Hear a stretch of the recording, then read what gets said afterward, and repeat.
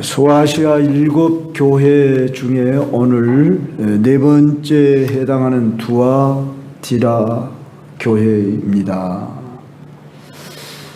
계시록 강해 이전에 이 두아디라 교회라고 하는 이곳에 대한 좋지 않은 이미지만 가지고 있었습니다. 그런데 이 교회에 대해서 이렇게 말씀을 준비하면서 또 살피고 살필 때, 이 교회를 향한 우리의 주님의 사랑이 매우 가득하시구나. 그리고 이 교회에 칭찬할 만한 그런 요소가 충분했구나 하는 것을 또 다른 면에서 볼 수 있게 되었습니다. 이 두아디라라고 하는 뜻은 딸이란 뜻이랍니다. 그러니까 우리 예수님이 보시기에도 마치 딸처럼 애정을 갖고 이 교회를 향한 그런 칭찬과 책망이 뒤섞여 있습니다. 이 교회는 소아시아 7교회 중에 가장 작은 도시였다고 합니다.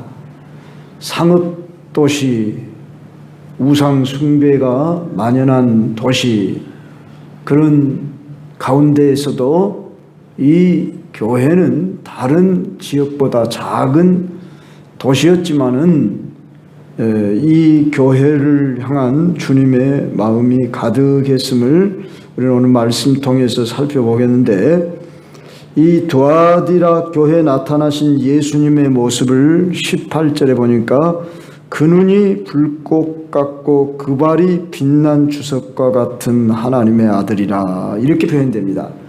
이 모습은 이미 우리가 계시록 1장에서 사도 요한에게 나타났던 그 모습이었습니다. 눈이 불꽃 같고 발이 빛난 주석, 주석이란 노쇠를 가리킵니다.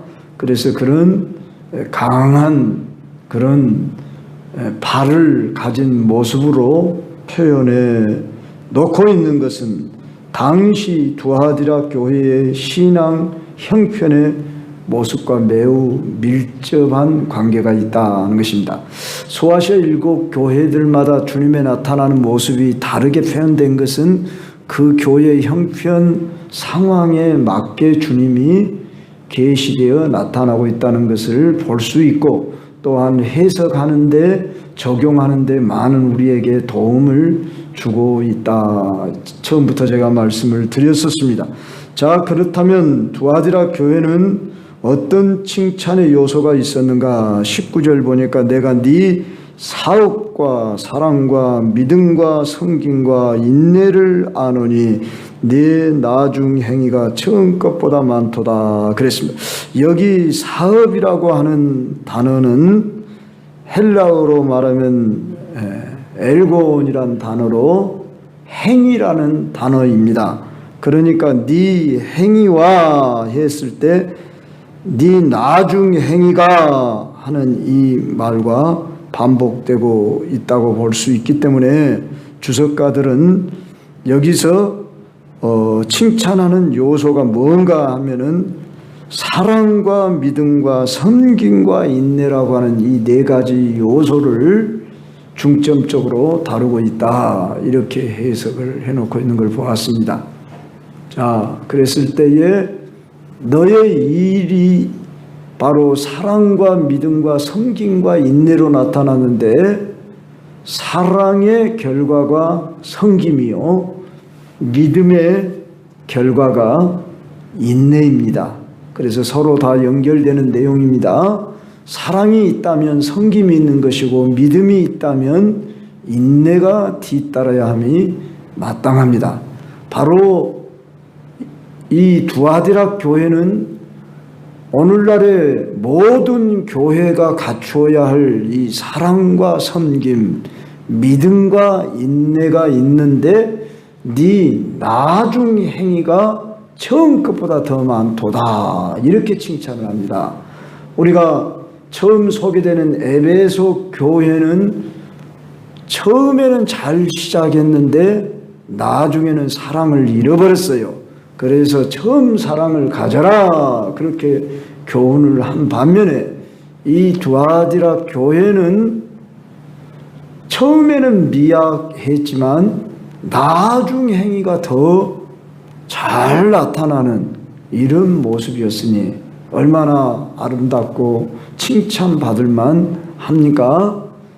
참 사랑의 섬김, 믿음의 인내가 있다고 그것도 나중 행위가 처음 것보다 많다 이렇게 칭찬할 만큼 나는 이 두아디라 교회를 포기할 수 없다.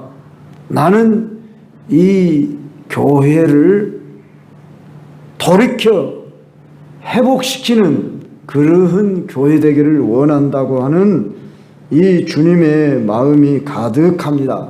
여러분이 요한계시록은 마치 공포를 주고 저주 심판을 주는 책으로 아는데 요한계시록은 러브레터입니다. 아주 뜨거운 사랑의 편지인 것입니다. 우리 주님이 이 소아시아 7교회에 비록 책망을 강하게 할지라도 그 책망까지라도 다 사랑한 까닭에 주어지는 책망이라고 하는 점을 이해하면서 이 말씀을 우리가 들으며 이해해야 할 것입니다. 자, 그러면은 이 두아디라 교회에 이제 책망이 가기 시작하는데 20절부터 우리가 봅시다. 네게 책망할 일이 있노라 하면서 자칭 선지자라 하는 여자 이세벨을 네가 용납한다 그랬습니다. 여기 이세벨, 이 이세벨이 누군가? 우리는 구약시대에 저 아합 왕의 아내가 이세벨이었습니다. 그러면 이 이세벨은 어떤 여자였냐 그러면은 이방 두로 왕의 딸로서 이스라엘, 북이스라엘 아합 왕과 정략 결혼을 했습니다. 옛날에는 그 어떤 정치적인 목적 아래에서 딸을 주기도 하고 또한 사이를 삼기도 하는 이러한 일을 통해서 서로 화친하기 위한 목적에서 그렇게 정략 결혼을 했는데 이 이세벨은 바알 숭배자로서 바로 아합 왕에게 뿐만 아니라 자기가 데리고 온 그 바알과 아세라 신을 850명의 선지자를 데리고 왔습니다. 그리 크지 않는 이 이스라엘이라고 하는 민족의 땅은 지금의 전라북도 정도밖에 되지 않는 그런 땅의 넓이입니다. 그런데 그 땅에 850명이나 되는 선지자들을 데리고 와가지고 온통 그 나라를 그냥 바알 신을 숭배하는 그런 나라로 만들어본 여자가 바로 이세벨이라 그런 말입니다. 바알은 풍요와 생산을 상징하는 신이라 여러분 이 정도는 기억을 하면 좋습니다. 그래서 비를 많이 내리게 하고 또 풍작을 가져다 주게 하는 이런 모든 일은 바알 신이 가져다 준다. 이 이스라엘 민족은 천지 만물을 다스리시는, 주관하시는, 인도하시는, 역사하시는 아예 하나님을 믿는 그런 민족에게 바알 신이 과연 받아들여질 수 있을까? 그것도 그 형상을 만들어 가지고 그 앞에 절을 하게 하고 또한 제사를 드리게 하고 제사의 행위를 할 때 그들의 신전에서 행음을 하는 이런 일들이 있었고 그 제사 음식을 먹게 했더라 그런 말입니다. 그래서 20절 이하에 보니까 그가 내 종들을 가르쳐 깨어 행음하게 하고 우상의 제물을 먹게 하는도다 그랬습니다. 이거의 하나의 일련의 다 연결된 사건들입니다. 어느 하나만이 아니라 우상의 제물을 먹게 하는 일을 하기까지 그 절차에 따라서 또한 그 음란한 행위들을 종교적인 행사로 해야 했고 그들 앞에 이런 그 이세벨을 받아들이게 했더라. 그랬을 때 오늘 이 이세벨이 우리가 살아가고 있는 이 시대도 여전히 만연되어져 있다는 것입니다. 이세벨이라고 하는 이름의 여자는 없을지 몰라도 이세벨이 그 꾀했던 그 일들이 뭐냐 그러면 혼합주의, 또한 세속주의, 또한 다원화주의, 이런 것들이 이세벨의 가르침입니다. 그러면 자, 혼합주의, 무슨 세속주의니 다원하니 하는 이 말은 여러분들이 아시는 대로 종교를 섞어버린다 그 말입니다. 심지어 종교랑 다 같은 거 아닙니까? 목적은 다 같은 거 아닙니까? 선을 이루자는 거 아닙니까? 뭐 불교는 극락을 가자는 거고, 기독교는 천국을 가자는 거고, 알라신들 어디를 가자는 거 아닙니까? 그리고 다 선을 행하는 자는 거 아닙니까? 이러면서 종교를 통합하려고 하는 이런 특히 로마 가톨릭주의자들이 그런 일을 하고 있습니다. 우리는 보통 천주교는 뭐 큰지 우리는 작은지 뭐 이런 식으로 그들이 말하고 우리 한국에 그 영향력을 미쳤습니다. 그리고 세상 사람들에게 한번 물어보십시오. 천주교 갈랍니까? 교회 갈랍니까? 교회 갈랍니까? 그러면 나는 천주교가 좋습니다. 왜? 천주교는 제사도 마음대로 섬기고, 담배 술 마음대로 먹고, 이 세상과 적당히 이렇게 살아갈 수 있도록, 그렇게 하고, 그러니까 얼마나 편하냐 그 말이에요. 천주교가 믿는 하나님이나 기독교가 믿는 하나님이 동일하지 않습니까?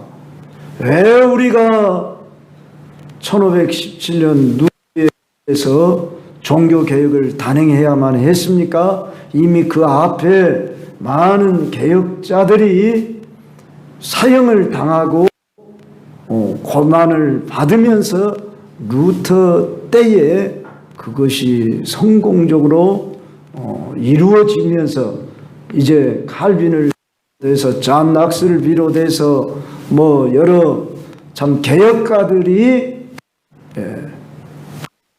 이제 교를 새롭게 하는 이러한 말씀에서 오늘 우리에게까지 지금 약 한 500년 흐르는 동안에 기독교의 신앙은 천주교의 무슨 작은 집이거나 거기에 분파교회가 아니라 처음 교회로 초대교회의 그 원래 신앙 개혁으로, 그래서 우리 기독교를 가르쳐서 리폼드 처치 개혁교회라, 늘 새롭게 한다 그 말입니다. 늘 변화를 한다. 그러니까 우리는 날로 새롭도다 그랬지 않습니까? 그래서 나 자신부터 새로워진다 그 말입니다. 무슨 제도 무슨 것들을 고친다 그러기 전에 내 자신부터 깨어지고 부서지고 예수 십자가에 나 죽은 자로 내놓고 주님 왕 되시게 함을 따라서 또한 잘못된 그런 제도를 깨트려 부수고 복음 신앙으로 돌아간다. 이것이 바로 종교입니다. 그런데 바로 이세벨의 가르침, 오늘 여기서도 말씀하고 있잖아요. 이세벨을 네가 용납함이니 그랬는데 바로 종교 통일을 하려고 하는, 단일 종교로 만들려고 하는, 또는 다 종교는 같은 거야, 그냥 선하자고 하는 거야, 선을 목적으로 삼는 거야, 그렇게 말하며 다원론주의를 주장하는 이러한 가르침에 빠지는 것이 바로 뭐냐 그러면 이세벨이다 그 말이에요. 또한 오늘날의 이단들, 이들이 바로 이세벨입니다. 그러니까 이세벨이란 큰 음녀라 이렇게 표현을 했습니다. 그래서 오늘날 그들은 추수꾼이라고 그러잖아요. 그래서 교회까지 들어와요. 그래서 교인인 것처럼 해요. 그래서 교인을 빼나가든지 교인을 그냥 완전히 자기들 손아귀에 넣어가지고 자기들의 목적을 달성하려고 하는 이런 일들이 바로 이세 가르침이고, 미혹당하는 자들은 어떻게 됩니까? 여기 21절 이하에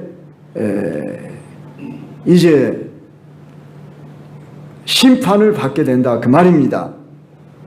23절에 보면 내가 사망으로 그의 자녀를 죽이리니 모든 교회가 나는 사람의 뜻과 마음을 살피는 자인 줄 알지라 내가 너희 각 사람의 행위대로 갚아주리라. 이런 말씀이 있기까지 하나님의 심판을 받게 된다 그런 말씀입니다. 그런데 하나님은 이 두아디라 교회를 사랑합니다. 그래서 회개할 주었다고 21절에 말씀하고 있습니다. 그러나 자기의 음행을 회개하고자 하지 아니한다 그랬습니다. 우리는 죄를 미워하시지만은 죄를 돌이키길 원하시고, 즉 회개하여 구원받기를 원하십니다. 관계가 회복되기를 원하는 것입니다. 그래서 회개할 기회를 줬다는 것처럼 우리는 여기서 하나님의 사랑이 참 크신 분이시구나, 그걸 깨달아야 됩니다.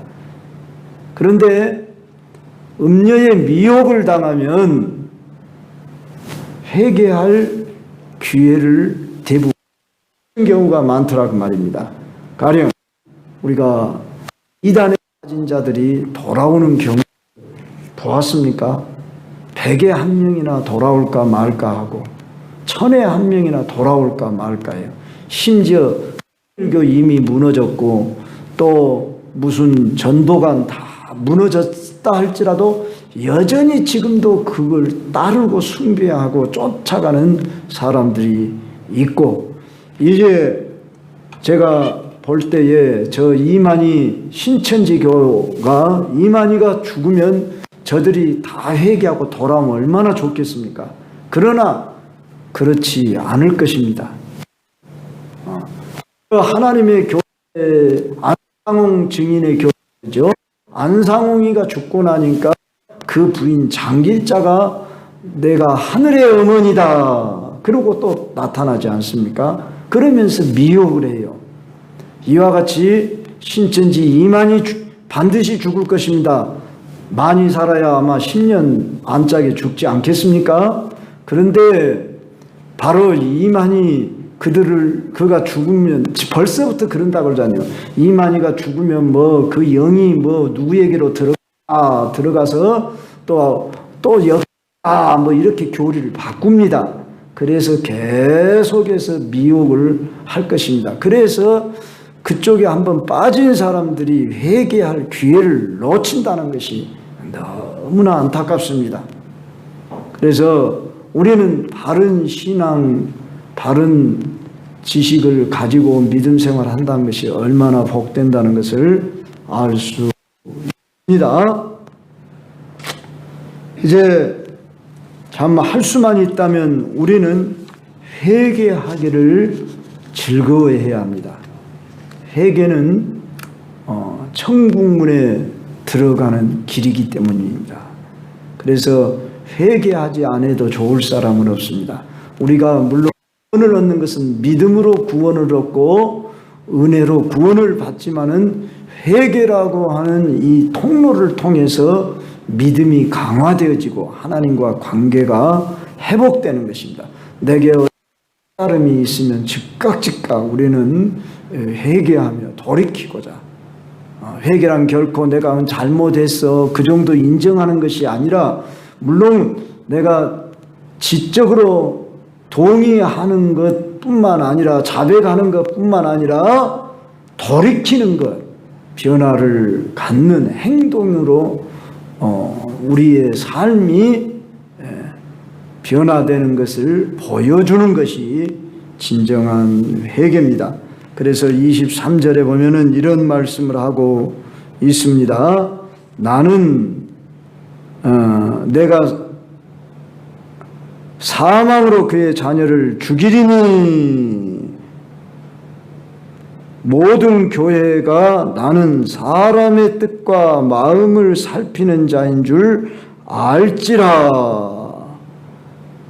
내가 너희 각 사람의 행위대로 갚아주리라.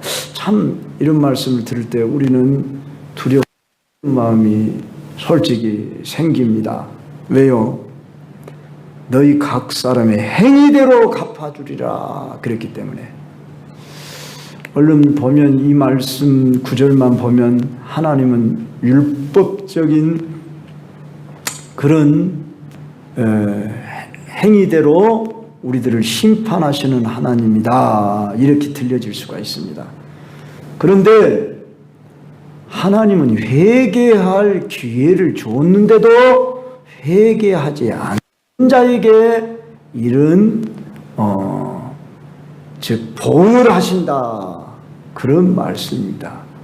그렇게 보면 이 세상에 악한 자들, 죄 짓는 자들 많은데 그들 다 심판하지 않지 않습니까?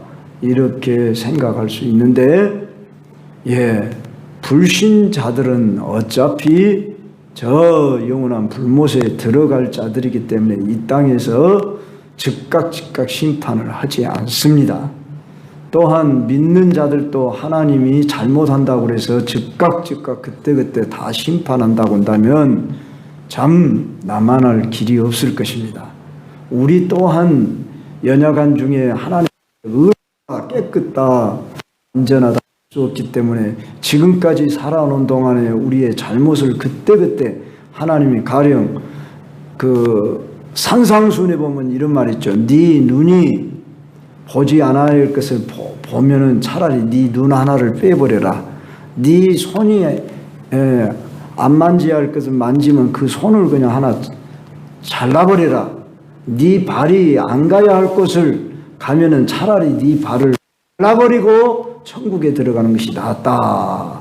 그렇게 말씀한 대로 오늘 내가 눈으로 보고 입으로 죄짓고 손으로 지은 발로 죄지은 것을 다 하나님이 즉각 보응해 버린다고 하면은 우리는 나만할 길이 없을 거예요.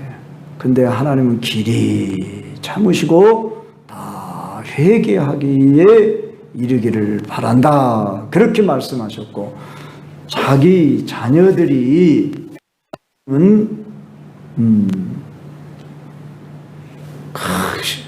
큰 어떤 심각한 하나님의 뜻에 내가 징계를 내려야겠다 하고 하나님이 징계라고 하는 그것조차도 하나님의 사랑의 매입니다. 아무나 징계하는 게 아닙니다.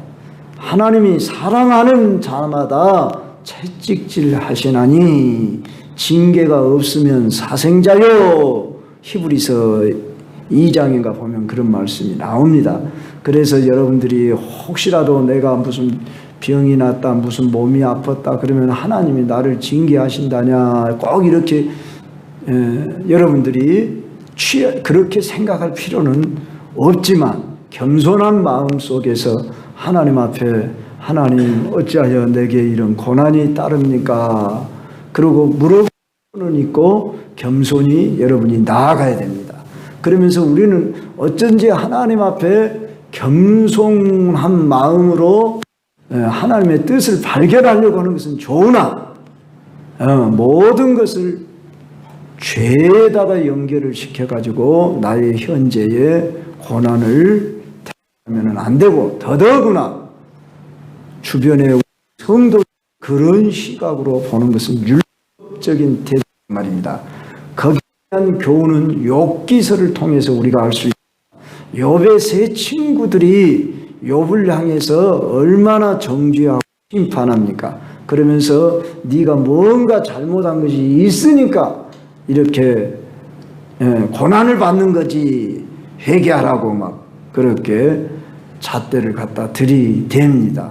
그랬을 때 하나님은 내 종 욥을 유의하여 보았느냐 그러면서 그 욥의 세 친구들에게 나중에 혼을 내면서 너희들이 욥에게 예물을 갖다 드려라, 그리고 너희들이 잘못을 빌어라, 그렇게 말했던 것을 봅니다. 그래서 우리는 결코 우리 중에 어떤 성도나 형제 중에 고난 중에 있을 때 우리는 그를 위해 기도하고 또한 우리가 위로하고 그럴지언정 정죄하는 그런 마음을 품는다든지 그런 식으로 교훈하면 안 됩니다.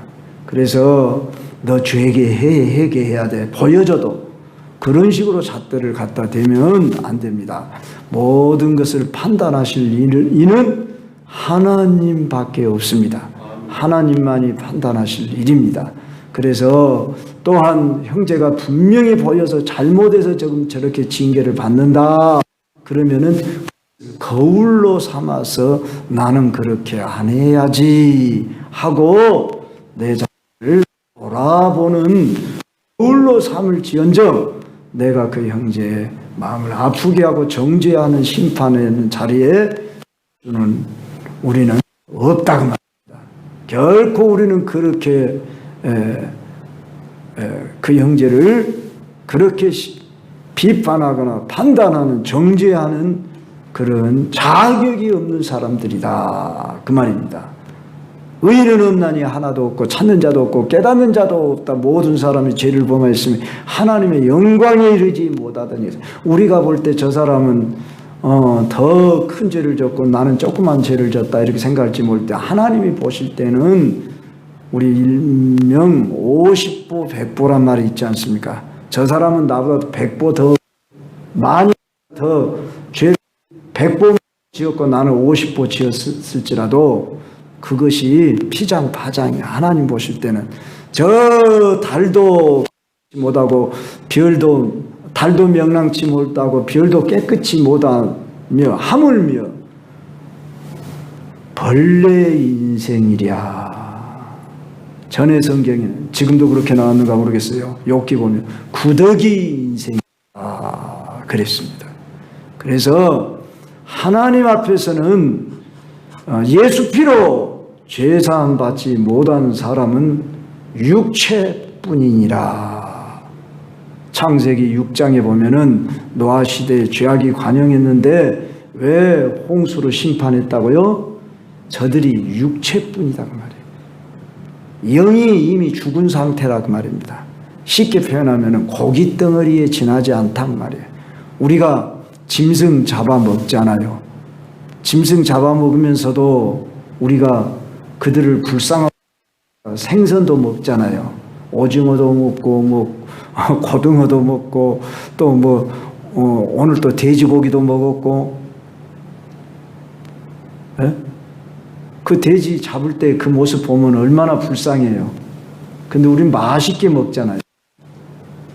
에? 먼 고기는 안 먹어야 되고 먼 고기는 먹어야 됩니까? 이 신약 시대는 무슨 고기 먹냐 거기에는 차별이 없어요. 그건 하나의 의식법이에요. 그 시대의 의식법. 그래서 깨끗한 짐승, 더러운 짐승, 구약 시대 때는 돼지고기 먹지 마라 그랬습니다. 근데 오늘 우리 다 돼지고기 먹잖아요. 어떤 분은 개고기는 먹으면 안 된대. 우리나라에서 지금 개고기 먹지 마라 그랬는데 예전에 먹었는데요. 보신탕 집에 갔었는데요. 그때는 갔어도 됐고 지금은 안 된가요? 그거는 하나의 사회의 통념이지 그것이 무슨 개고기를 먹으면 죄고 안 먹으면 그 사람이 정상적인 사람이고 아주 참 사람다운 사람입니까? 자, 심지어 이런 이야기 하자면 우리가 참 막 박쥐를 먹는 데도 있고 그보다 더 참 더러운 짐승도 막 먹기도 하고 그래요. 그러니까 우리는 왜 그래요? 그것은 영혼이 없는 존재예요. 왜 개는 가까이 오고 사랑을 받아야 할 존재인데 다른 동물은 사랑을 받지 말아야 합니까? 우리는 이런 부분에 있어서 우리는 바른 깨달음이 있어야 돼요. 인간이 뭐냐 했을 때 인간이 예수 피로 거듭나지 못하면 고깃 덩어리에 불과할 만큼 정말 불로 태워져 한 줌 재로 돌아가는 육체뿐이더라 그랬다고 말입니다. 그렇다면 오늘 우리가 사랑받는 것은 오직 누구 때문이에요? 예수 그리스도 그의 피, 더 나아가서 하나님의 은혜, 하나님의 사랑이라 그 말입니다. 그래서 우리는 누구를 정죄하고 심판하고 비판할 그런 자격이 없다고 말입니다. 그래서 사랑할 것밖에 없다고 말입니다. 물론 우리가 삶을 살아가면서 잘못한 거 너 잘못했어 나 이것이 옳단 말이야 그러고 뭐 이렇게 우리가 따지는 경우도 있지만 참 이런 부분에 있어서 우리가 참 어디 우리가 나의 의를 주장할 것인가 너무 그러니까 여러분 막 의를 주장하지 마세요. 내가 옳았다고 내가 말하는 것이 옳다고 특히 교회 안에서 그런 일을 주장하고 그러면은 사단의 이용물이 될 수가 있습니다. 사단의 이용물이 되어서 서로 관계를 깨트리고 분리시킵니다. 그래서 우리가 정말 분별이 있어야 됩니다. 그래서 우리 하나님은 지금 이들에게 회개할 기회를 주면서 용서하시나 끝까지 용서하시는 것은 아닙니다. 회개하지 않는 자에게는 행한 대로 보응하리라. 심지어 네 자녀를 어떻게 했다고 했어요? 죽이리니 그랬어요. 너를 침상에 눕힌다고까지 했어요. 그랬죠? 그 행위를 회개하지 아니하면 큰 환난 가운데 던지고 내가 사망으로 그 자녀를 죽이리니 22절에 그를 침상에 던질 터이요. 침상에 던진단 말이 뭐예요? 못하게 한다 그 말이에요. 요즘 말로 말하면 중풍에 그렇게 빠져버리게 한다 그 말이에요. 얼마나 무섭습니까? 이런 말 들으면. 그러니까 우리는 회개할 기회가 복된 기회인 줄 알자 그 말입니다. 그래서 할 수만 있으면 우리는 회개하는 은혜를 내게 입혀 주십시오. 우리 예수님 이 땅에 오셔서 첫 마디가 뭐였어요? 회개하라 천국이 가까웠느니라. 세례 요한 뭐였습니까? 회개하라. 이 세례 요한이 뭐라 하겠습니까? 이 새끼들아 그렇게 말했어요. 성도 여러분, 저나 여러분이 회개처럼 좋은 것이 없다 아시고 정말 깨닫고 내가 변화를 받아야 한대. 지금 분별을 해야 하는데 이세벨의 그 가르침에 빠져서 다른 사람에게 빼어 행음하게 하고 우상의 재물을 먹게 하는도다. 이제 여러분 설이 돌아오니까 안 믿는 여러분의 형제들이 제사를 지냅니다. 그러면 어떻게 행동을 취해야 할지를 여러분들은 분명히 아실 줄 압니다. 그 자리에 같이 참여하지 말아야 합니다. 이런 얘기는 내가 누차 말씀드렸으니까 이 정도로만 해놓고요. 우리는 이제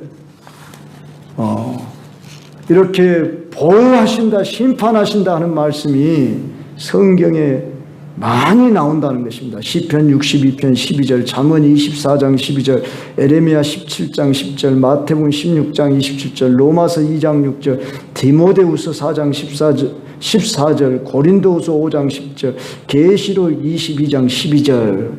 하나님이 우리를 용서하시고 사랑하신다 하는 이 말씀도 많이 나오지만 행한 대로 보응한다 이런 말씀도 이렇게 많이 나오고 있다는 것을 꼭 기억해야 합니다. 그래서 두아디라 교회에 빛난 주석 같은 발을 갖는 발은 진노의 표현입니다. 회개하지 않는 자에게 내리는 벌입니다. 그러니까 내가 깨달아졌는데도 불구하고 내 자존심 때문에 환경 때문에 그러고 회개하기를 더디하면 내게 손해다. 이걸 알고 돌이켜야 합니다. 이제 말씀을 정리합니다. 이기는 자에게 주시는 놀라운 번면의 말씀이 24절부터 소개됩니다. 두아디라에 남아있어 이 교훈을 받지 아니하고 소위 사탄의 깊은 것을 알지 못하는 너희. 여기 남아있는 말은 죄악에 물들지 않고 남아있는 자들, 그런 말입니다. 이 남은 자 사상은 구약 이사야서를 비롯해서 많이 나오고 있습니다. 바로 이들은 사탄의 깊은 것을 알지 못한다. 너희에게는 다짐으로 너희에게 지울 것이 없노라 그랬습니다. 자, 오늘 우리가 살고 있는 이 세상은 하나님의 깊은 것이 있고 사탄의 깊은 것이 있습니다. 그러면 우리는 어디에 관심을 가야겠어요? 하나님의 깊은 것, 여기에 관심을 가져야 돼요. 근데 우리가 잘못하면 어디에 빠지기 좋아요? 사탄의 깊은 것에 빠지기 쉬워요. 여러분, 성경을 읽는 시간이 많습니까? 핸폰 보는 시간이 많습니까? 솔직히 우리가 핸폰 보는 시간이 성경 보는 시간보다 훨씬 많습니다. 그래요, 안 그래요? 우리 성경을 좀 가까이 하십시다. 어쩐지 하나님 앞에 내가 기도하는 시간이 많습니까? 핸폰 하는 시간이 많습니까? 무르나 마나. 여러분, 2월 14일부터 3월 30일까지 40일이나 특별 새벽 기도를 해. 그냥 너무 질려. 지금부터 그렇게 생각하시는 분들이 아마 혹시 있을지 모르겠어요. 평생을 새벽 기도를 하고 살아가는 사람도 많은데 40일 이까짓 내가 못해야. 예수님이 이 땅에 고난받으러 왔는데 내가 새벽, 물론 여러분이 5시까지 교회 올라오면 4시 한 반부터 일어난다고 합시다. 그래서 한 5시, 6시까지 내가 그 정도 시간을 못 드려야 한번 결단하게 달렸지 않겠습니까? 하루의 첫 시간을 내가 새벽을 깨우리로다.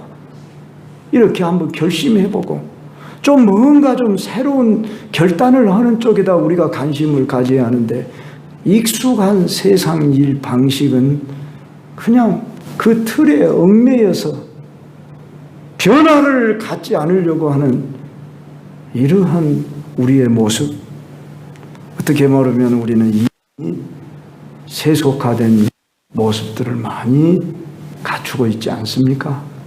좀 신령한 것을 위해 좀 내가 절제할 줄도 알고 좀 결단할 줄도 알고 새로워지기로 그렇게 변화대로 준비하면 좋겠습니다.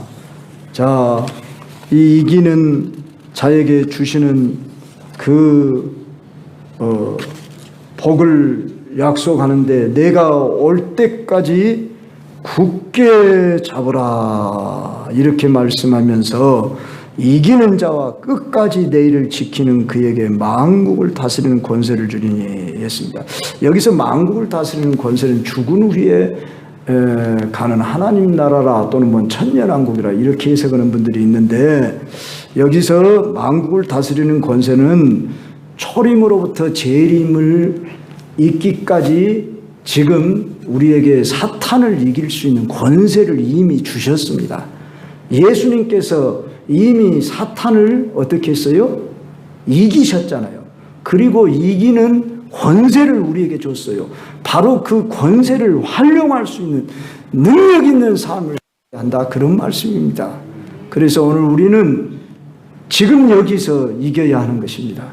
그래서 하나님 나라의 상급을 받는 것이지, 바로 그래서 너희들에게 바로 이기는 자와 끝까지 내일을 지키는 그에게 만국을 다스리는 권세를 주는데 그가 철장을 가지고 그들을 다스려 이기게 하겠다, 이렇게 말씀을 하고 있는.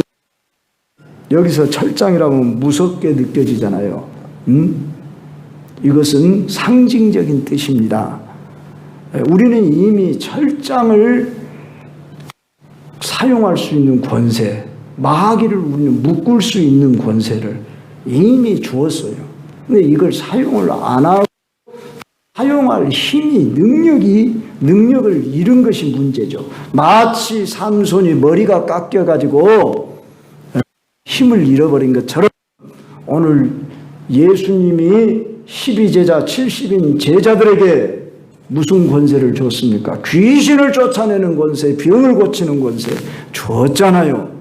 그래서 그들이 그 권세를 활용할 때 막 소리를 지르면 귀신이 떠나가고 모든 병을 고쳤잖아요. 그런데 오늘 이 시대는 왜 그 권세가 잘 안 나타납니까? 그것은 오늘 우리가 믿음이 부족하기도 하고, 물론 그런 방식으로 다 하나님이 병을 고친 일을 이루어 가신 것은 아니다. 오늘날 현대 이 의학이 발달했기 때문에 병원도 찾아가도록 허락을 해 주었습니다. 그러나 의사는 처방하는 분이고 그 병을 고치는 분은 하나님이시다. 그래서 우리는 항상 기도를 우선적으로 하고 물리치고 이기는 삶을 살아가야만 하는 것입니다. 오늘 이 시대에는 어둠의 영이 온 세상을 그냥 지배하는 것처럼 이렇게 흑암의 권세가 가득하지만은 이미 우리들로 하여금 권세를 줬냐 그러면 마귀를 이기는 권세를 주시면서 우리를 파송하셨습니다. 그래서 천국은 침노하는 자의 것이라 그랬습니다. 이 세상 나라를 그리스도의 나라 만드는 것, 이것이 바로 우리에게 준 사명입니다. 그래서 우리에게 만국을 다스리는 권세를 지금 여기서 주었습니다. 죽은 후에 주어지는 것이 아닙니다. 바로 여기서. 그래서 우리가 그러면 어떻게 만국을 다스립니까? 불신자들에게 복음을 전해서 영혼을 살리는 것. 이게 최고의 권세입니다. 여러분, 복음 전하는 것이 그냥 예수 믿으세요, 그래서 교회당에 앉혀놓는 정도를 말하는 게 아니라 그에게 있는 그 어둠의 세력을 쫓아내고 예수 생명이 그 안에 들어가게 하는 것입니다. 물론 성령님이 하시는 일인데 누구를 통해서? 여러분들의 말을 통해서, 여러분의 입을 통해서. 그러니까 우리가 얼마나 놀라운 권세를 가지고 있습니까? 그래서 우리는 날마다 주님과 나와의 관계를 바로 형성하면서 내가 회개하는 삶을 살면 우리에게 이 입의 권세를 준다 그 말입니다. 네. 여러분이 저를 위해 기도할 때 뭐라고 합니까? 우리 장로를 비롯해서 우리 집사님들이 목사님의 입에 권세를 주시고 기도하잖아요. 하는 게 아니고 성령이 나를 통해서 말하게 한다고 말이에요. 어느 날은 저도 이 말을 참 성령이 하게 하시면 내 마음도 역사하는 걸 느끼는데, 어느 날은 내가 준비는 많이 했는데 말씀 나가는 것이 시원치 않고 또 반응도 별로, 그러면은 참 죽을 맛이지요. 예. 그건 영적인 일이기 때문에 영적으로 깨닫을 수 있는 겁니다. 그래서 여러분들도 영의 사람이잖아요. 그렇기 때문에 여러분들도 이제 영으로 그 말씀이 권세 있게 나가면 여러분의 영혼이 살아나는 거예요. 그래서 여러분의 영혼이 살아날 때 여러분 주의가 변화된 거예요. 오늘 우리 김은정 집사님하고 김월자 권사님이 이제 제 차가 아니라 교회 차를 타고 가잖아요. 근데 김월자 권사님이 자기 손녀 제이를 보면서 뭐라고 하냐면, 제이가 오늘 친구인가 후배인가를 하나 데리고 오더만 얼굴이 그냥 천사같이 밝아가지고 그렇고 예뻤다고. 그러면서 김은정 집사님이랑 가면서 그런 했잖아요. 그 어린아이 하나도 자기가 누구 하나 친구 하나 데려와 가지고 벌써 교회에서 예배드리는 그 얼굴의 모습이 벌써 다르다고 권사님이 그렇게 자기 손녀를 막 칭찬해요. 오늘 박희선 집사, 여기 안지산 집사 왔으면 좋았을 건데, 우리 김은정 집사님이 또 이렇게 말해요. 단태가 친구를 데리고 왔을 때는 모자도 이렇게 벗고 아주 예배 잘 드리고 그랬어요. 그런데 요새는 모자를 푹 둘러쓰고 고개도 쳐들도 않고 그러고 예배를 드리고 있어요. 무엇이냐? 어린아이들도 영적인 존재다 그 말이에요. 그래서 자기의 영이 사니까 벌써 얼굴이 달라지고 밝아지더라. 그런 말씀입니다. 한마디로 은혜 받아야 산다 그 말이 있습니다. 은혜 받아야 산다는 말은 영이 살아야 한다 그런 말입니다. 그래서 여러분이 말씀과 기도로 거룩하여 지민이라, 이 말씀대로 말씀과 기도에 전무하시길 바랍니다. 그래서 교회에서 무슨 광고가 나가면 내가 긍정적으로 받아들이시고 내게 축복의 기회를 주신 것이다 이렇게 받아야 돼요. 여기 안 나온 사람 모습만 보지 말고 내게 살 수 있는 기회를 주었구나. 여기는 배 목사가 여러분들의 육체를 생각한다면은 일주일만 오지 뭔 40일씩이나 해. 그런데 책을 읽다 보면, 물론 거기는 큰 교회니까도 그러겠죠. 잘 여러분이 아시다시피 서울에 가면 명성교회, 온누리교회 같은데 이런데 보면은 온누리교회 같은데 40일 특별 새벽 기도를 하더라고요. 우리는 적으니까 더 해야 하지 않겠어요? 큰 교회는 숫자나 많으니까 그러죠. 우리만 내 한 영혼이 중요하지 그 많은 숫자 속에 무슨 소양이 있습니까? 내 한 영혼이 살지 못하면 무슨 유익이 있습니까? 여러분 영혼 살리고자 하는 것이지 다른 거 있습니까? 그래서 소원을 두고 그 기쁘신 뜻대로 행하게 하신다고 했지 않습니까? 그래서 어쩌든지 여러분의 영혼을 살릴 수 있는 좋은 기회로 삼으시고, 어쩌든지 여러분이 긍정적으로 받으시면서 여러분들에게 주어진 그 기회를 선용하기를 바랍니다. 자, 이제 그에게 새벽별을 주리라. 예수님 자신을 새벽별이라 했답니다. 그런다고 해서 예수님 주신다 그렇게 여기서 하는 말로 받기보다는 예수님에게 주어진 권세를 우리에게도 주신다. 예수님과 가까이 교제하는 관계 속에서 누릴 수 있는 그 특권을 주신다. 새벽별은 빛나잖아요. 어둠을 밝히잖아요. 여러분이나 제가 이런 축복이 있기를 바랍니다. 기도하겠습니다.